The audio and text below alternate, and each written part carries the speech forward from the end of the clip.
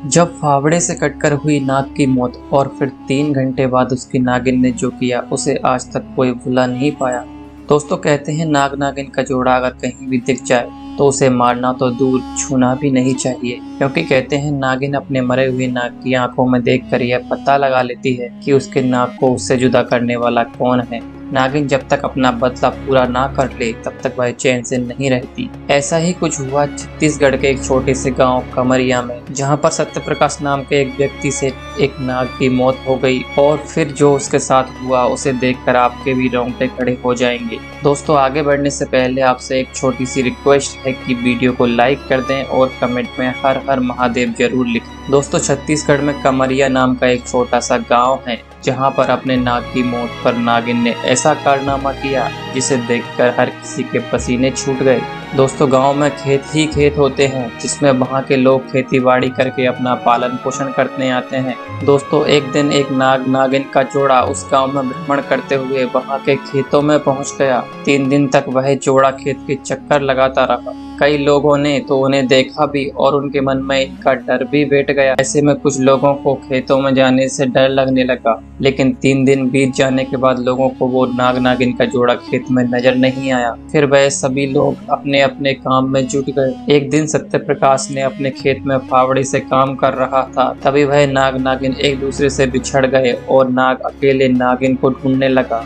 नागिन को ढूंढते ढूंढते नाग उस जगह पहुंच गया जहां पर सत्यप्रकाश फावड़े से काम कर रहा था, और अचानक उसके फावड़े से कटकर नाग की मौत हो गई, क्योंकि उसका सर उस फावड़े से कट गया।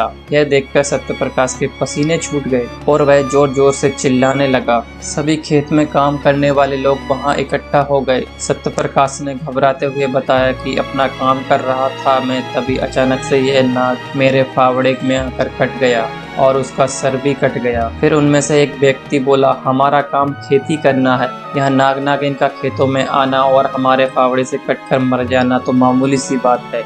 इस घटना को ज्यादा गंभीरता से लेने की कोई जरूरत नहीं है। लेकिन वह व्यक्ति ये नहीं जानता था कि नाग नागिन साधारण नहीं बल्कि इच्छाधारी नाग नागिन। दोस्तों उसकी बातें सुनकर अन्य गांववासी भी उसकी हाँ में हाँ मिलाने लग गए और कहने लगे, यह बात तो सही है, हमें नाग नागिन के मरने से डरना नहीं चाहिए, यह तो हमारा काम है। उन सब की बातें सुनकर अब सत्यप्रकाश की हिम्मत भी अब थोड़ी बढ़ गई और उसने उस नाग को उठाकर पास की झाड़ियों में डाल दिया।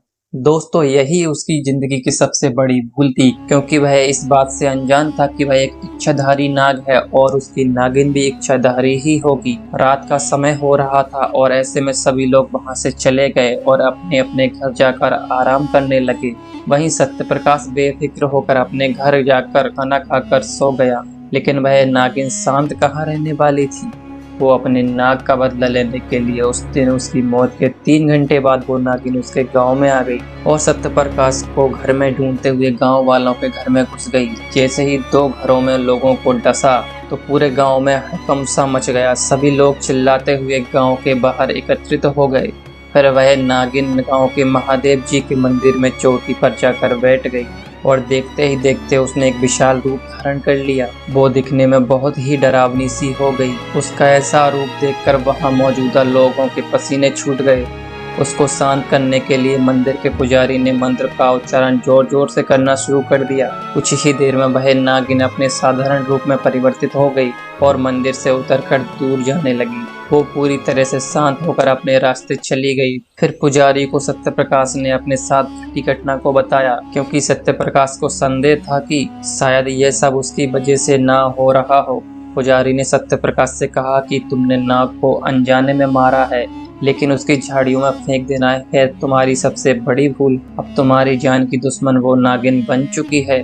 पुजारी ने सत्यप्रकाश को मंत्रों का एक तावीज बना कर दिया और कहा था कि मैं तुम्हारी बस रक्षा कर सकता हूँ, लेकिन तुम्हारे कर्मों को मिटाया नहीं जा सकता। वो इच्छाधारी नागिन आज नहीं तो कल अपने इच्छाधारी नाग की मौत का बदला जरूर लेगी, लेकिन उसे यह तावीज तुम्हारे पास पहुँचने नहीं देगा।